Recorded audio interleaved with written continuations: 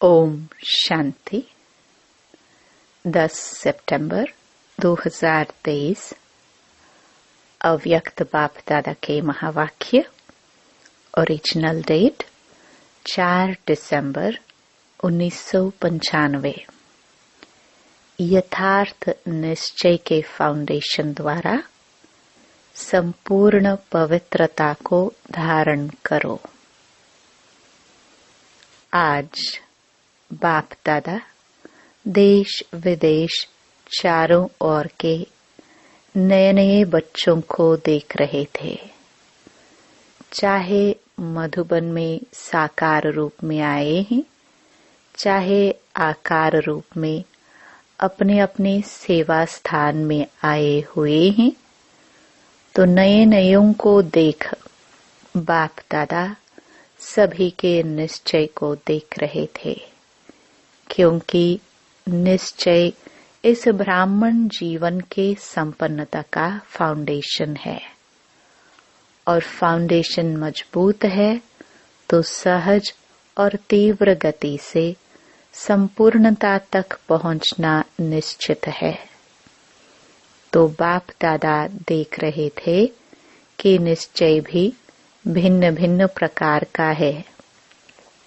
जो यथार्थ निश्चय है कि मैं परमात्मा बाप का बन गया, स्वयं को भी आत्म स्वरूप में जानना, मानना, चलना और बाप को भी जो है वैसे जानना, ये है यथार्थ निश्चय।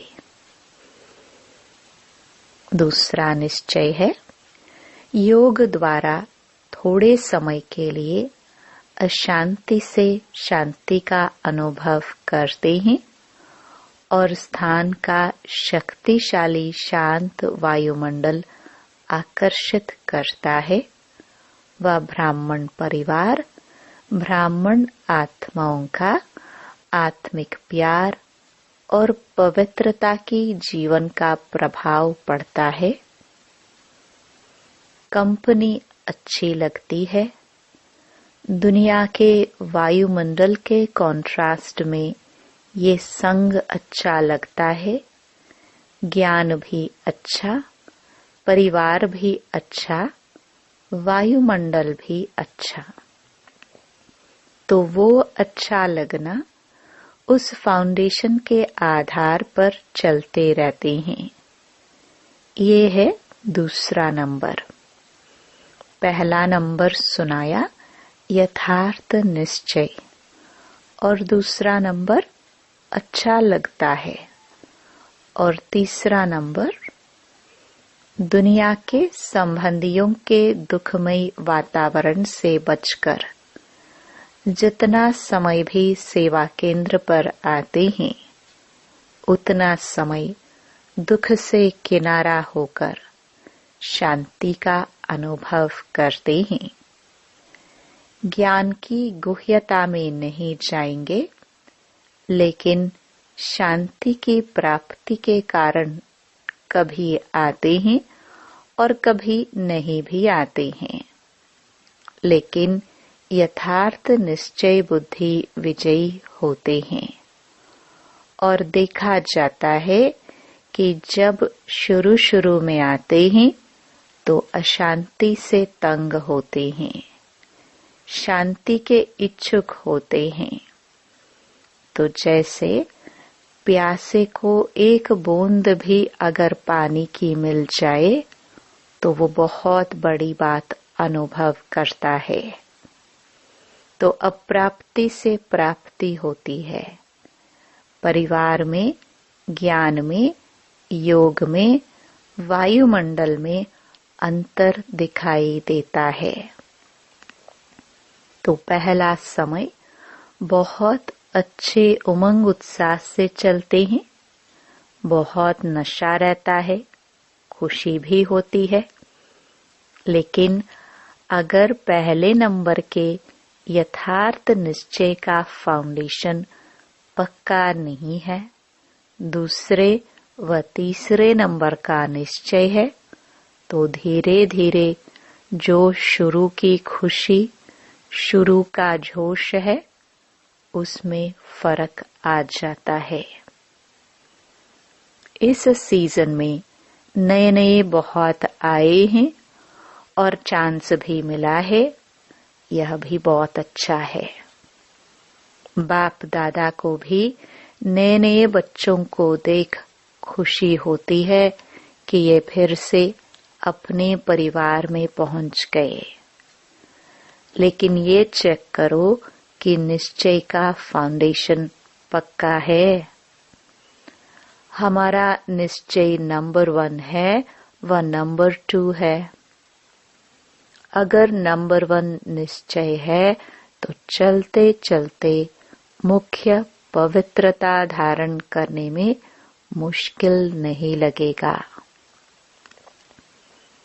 अगर पवित्रता स्वप्न मात्र भी हिलाती है, हलचल में आती है, तो समझो नंबर 1 फाउंडेशन कच्चा है, क्योंकि आत्मा का स्वधर्म पवित्रता है। अपवित्रता परधर्म है और पवित्रता स्वधर्म है। तो जब सब स्वधर्म का निश्चय हो गया तो परधर्म हिला नहीं सकता। कई बच्चे कहते हैं कि पहले तो बहुत अच्छे आते थे, अभी पता नहीं क्या हो गया। तो क्या हो जाता है कि बाप जो है जैसा है वैसे अनुभव में नहीं लाते। अगर पूछेंगे कि बाप साथ है तो हाथ सब उठाएंगे। हाथ उठाना तो बहुत सहज है, लेकिन बाप साथ है तो बाप की पहली पहली जो महिमा करते हो कि वो सर्वशक्तिमान है, ये मानते हो या सिर्फ जानते हो? तो जब सर्वशक्तिमान बाप साथ है तो सर्वशक्तिमान के आगे अपवित्रता आ सकती है? नहीं आ सकती। लेकिन आती तो है, तो आती फिर कहाँ से है? कोई और जगह है? चोर लोग जो होते हैं वो अपना स्पेशल गेट बना लेते हैं। चोर गेट होता है, तो आपके पास भी छिपा हुआ चोर गेट तो नहीं है? चेक करो। नहीं तो माया आई कहाँ से? ऊपर से आ गई? अगर ऊपर से भी आ गई तो ऊपर ही खत्म हो जानी चाहिए। कोई छिपे हुए गेट से आती है जो आपको पता नहीं पड़ता है, तो चेक करो कि माया ने कोई चोर गेट तो नहीं बनाकर रखा है। और गेट बनाती भी कैसे हैं मालूम है? आपके जो विशेष स्वभाव व संस्कार कमजोर होंगे ना, तो वही माया अपना गेट बना देती है। क्योंकि जब कोई भी स्वभाव व संस्कार कमजोर है तो आप कितना भी गेट बंद करो, लेकिन कमजोर गेट है।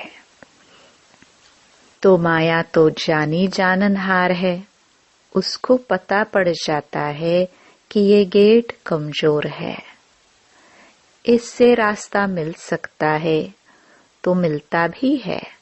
चलते चलते अपवित्रता के संकल्प भी आते हैं, बोल भी होता है, कर्म भी हो जाता है। तो गेट खुला हुआ है ना, तभी तो माया आई। फिर साथ कैसे हुआ? कहने में तो कहते हो कि सर्वशक्तिमान साथ है, तो ये कमजोरी फिर कहाँ से आई?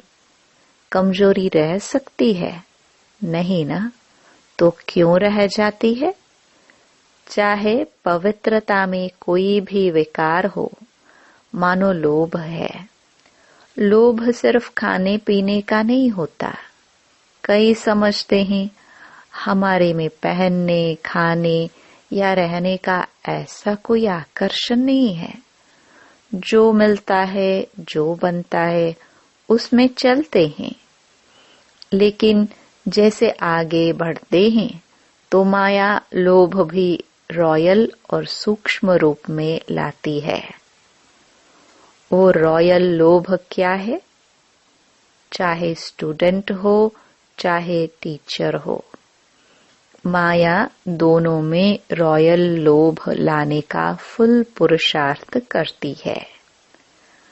मानो स्टूडेंट है, बहुत अच्छा निश्चय बुद्धि, सेवाधारी है, सब में अच्छा है, लेकिन जब आगे बढ़ते हैं तो ये रॉयल लोभ आता है कि मैं इतना कुछ करता हूँ, सब रूप, सब तरह से मददगार हूँ, तन से, मन से, धन से, और जिस समय चाहिए उस समय सेवा में हाजिर हो जाता हूँ।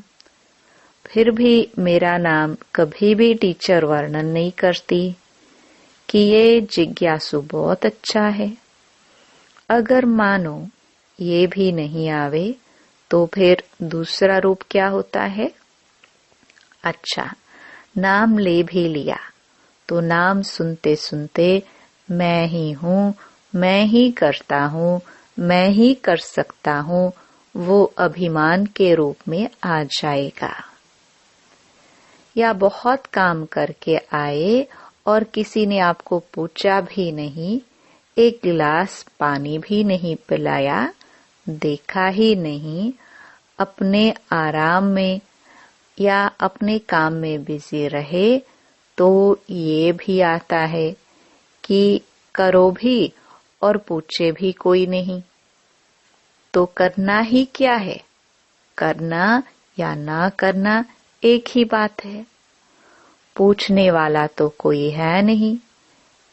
इससे आराम से घर में बैठो, जब होगा तब सेवा करेंगे। तो ये भिन्न भिन्न प्रकार का विकारों का रॉयल रूप आता है। और एक भी विकार आ गया ना, मानो लोभ नहीं आया लेकिन अभिमान आ गया, या अपने मानने तक का हमारी मान्यता हो, उसका भान आ गया, तो जहाँ विकार होता है वहाँ उनके चार साथी छिपे हुए रूप में होते हैं। और एक को आपने चांस दे दिया तो वो छिपे हुए जो है वो भी समय प्रमाण अपना चांस लेते रहते हैं।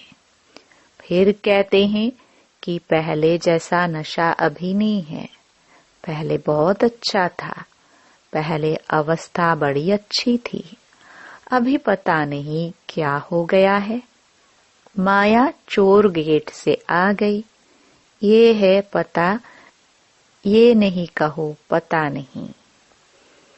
और टीचर को भी आता है। टीचर को क्या चाहिए? सेंटर अच्छा हो, कपड़े भले कैसे भी हो, लेकिन सेंटर थोड़ा रहने लायक तो अच्छा हो, और जो साथी हो वो अच्छा हो, स्टूडेंट अच्छे हो, बाबा की भंडारी अच्छी हो। अगर अच्छा स्टूडेंट चेंज हो जाए तो दिल थोड़ा धड़कती है। फिर समझते हैं कि क्या करे, ये मददगार था ना, अभी वो चला गया। मददगार जिज्ञासु था, वह बाप है। तो उस समय कौन दिखाई देता है, जिज्ञासु या बाप? तो ये रॉयल माया फाउंडेशन को हिलाने की कोशिश करती है। अगर आपको निश्चय है सर्वशक्तिमान साथ है, तो बाप किसी न किसी को निमित्त बना ही देता है। कई फिर सोचते हैं हमें कम से कम एक बार आबू की कॉन्फ्रेंस में या किसी बड़ी कॉन्फ्रेंस में चांस मिलना चाहिए। चलो और नहीं, योग शिविर तो करा ले, ये भी तो चांस होना चाहिए ना। चलो भाषण नहीं करे, स्टेज पर तो आवे। आखिर विनाश हो जाएगा, क्या विनाश तक भी हमारा नंबर नहीं आएगा? नंबर तो आना चाहिए ना। लेकिन पहले भी बाप दादा ने सुनाया कि अगर योग्य है, चांस मिलता है तो खुशी से करो, लेकिन ये संकल्प करना कि हमें चांस मिलना चाहिए, ये भी मांगना है। चाहिए चाहिए, ये है रॉयल मांगना। ये होना चाहिए, ये हमें पहचानते नहीं है। दादी दीदियां भी सभी को पहचानती नहीं है। जो आगे आते हैं उसको आगे कर लेते हैं। तो ये संकल्प आना, यह भी एक सूक्ष्म मांगना है। लेकिन बाप दादा ने सुना दिया है कि मानो आप स्टेज पर आ गए या आपकी कोई भी विशेषता के कारण योग नहीं भी है, अवस्था इतनी अच्छी नहीं है, लेकिन बोल में, कैचिंग पावर में विशेषता है, तो चांस मिल जाता है। क्योंकि किसी की वाणी में मिठास होता है, स्पष्टता होती है और कैचिंग पावर होती है, तो यहाँ के वहाँ के मिसाल वगैरह कैच करके सुनाते हैं, इसलिए उन्हों का नाम भी हो जाता है। कौन चाहिए? फलानी चाहिए। कौन आवे? फलानी आवे। चाहे योग में कच्ची भी हो, तो इस पर नंबर फाइनल नहीं होने हैं। जो फाइनल नंबर मिलेंगे वो ये नहीं होगा कि इसने कितने भाषण किए या इसने कितने स्टूडेंट व सेंटर बनाए हैं, लेकिन योग्य कितनों को बनाया है। सेंटर बनाना बड़ी बात नहीं है, लेकिन योग्य कितने आत्माओं को बनाया। नाम हो गया 30 सेंटर की इंचार्ज, और 30 में से 15 हिल रहे हैं, 15 ठीक है, तो फायदा हुआ या सिर्फ नाम हुआ? सिर्फ नाम होता है कि फलानी के 30 सेवा केंद्र हैं, लेकिन नंबर इससे नहीं मिलेगा।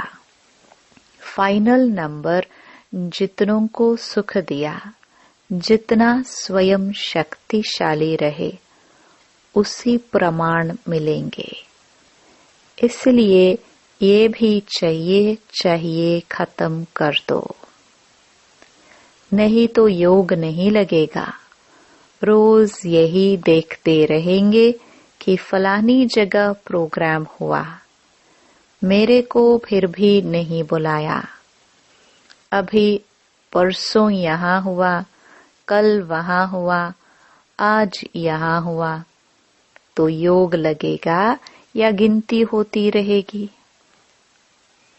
तो मुख्य बात है, जो यथार्थ निश्चय है उसको पक्का करो। कहने में तो कह देते हो मैं आत्मा हूँ और बाप सर्वशक्तिमान है, लेकिन प्रैक्टिकल में, कर्म में आना चाहिए। बाप सर्वशक्तिमान है, लेकिन मेरे को माया हिला रही है, तो कौन मानेगा आपका बाप सर्वशक्तिमान है? क्योंकि उससे ऊपर तो कोई है नहीं। तो बाप दादा आज निश्चय के फाउंडेशन को देख रहे हैं। चाहे नए हैं, चाहे पुराने हैं, लेकिन इस निश्चय के फाउंडेशन को प्रैक्टिकल में लाओ और समय पर यूज करो। समय बीत जाता है, फिर बाप के आगे पश्चाताप के रूप में आते हो। क्या करे बाबा, हो गया, आप तो रहम दिल हो, रहम कर दो। तो ये क्या हुआ? ये भी रॉयल पश्चाताप है। साथ है तो किसी की हिम्मत नहीं है। निश्चय बुद्धि का अर्थ ही है विजयी। अगर कोई हिसाब किताब आता भी है तो मन को नहीं हिलाओ, स्थिति को नीचे ऊपर नहीं करो। चलो आया और फट से उसको दूर से ही खत्म कर दो। अभी योद्धे नहीं बनो। कई अभी निरंतर योगी नहीं है। कुछ समय योगी हैं और कुछ समय युद्ध करने वाले योद्धे हैं।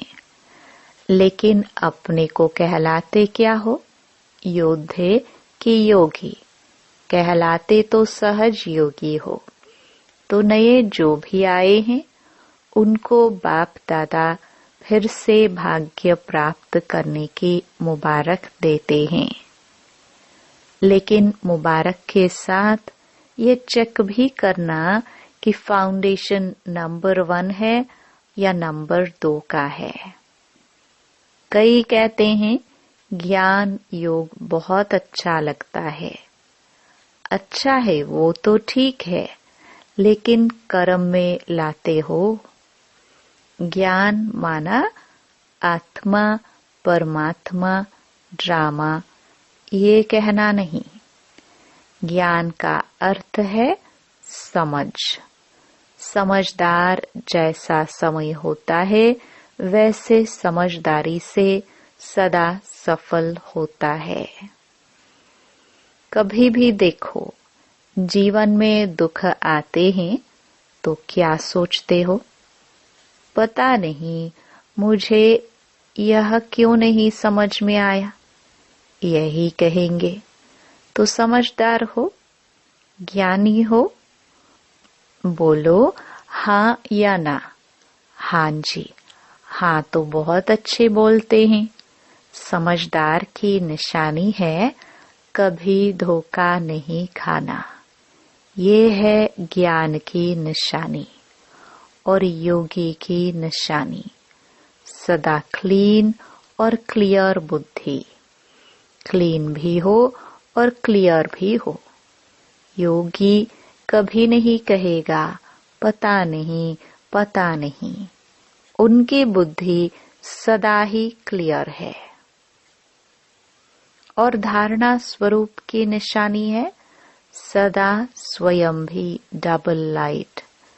कितनी भी जिम्मेवारी हो लेकिन धारणा मूर्त, सदा डबल लाइट। चाहे मेला हो चाहे झमेला हो, दोनों में डबल लाइट। और सेवाधारी की निशानी है सदा निमित्त और निर्माण भाव। तो ये सभी अपने में चेक करो।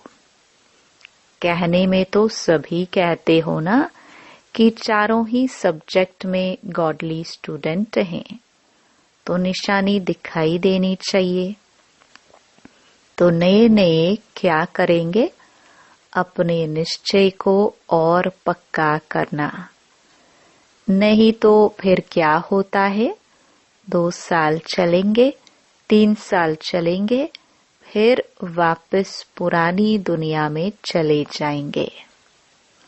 और फिर जो वापस जाते हैं वो उस दुनिया में भी सेट नहीं हो सकते हैं। न इस दुनिया के रहते न उस दुनिया के। इसलिए अपना फाउंडेशन बहुत पक्का करो। अनुभव करो सर्वशक्तिमान बाप साथ है। बस एक बात भी अनुभव किया तो सब में पास हो जाएंगे। देखो, आजकल प्राइम मिनिस्टर है, मिनिस्टर है, उसके साथ का भी नशा रहता है ना। ये तो सर्वशक्तिमान है।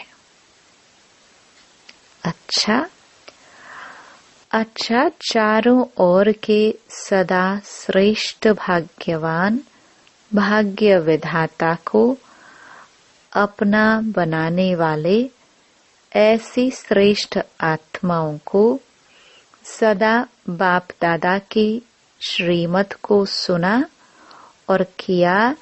ऐसे सर्व सपूत बच्चों को सदा सेवा में अचल रहने वाले, झमेला मुक्त और परमात्म मिलन मेला मनाने वाले सभी बच्चों को बाप दादा का याद प्यार और नमस्ते।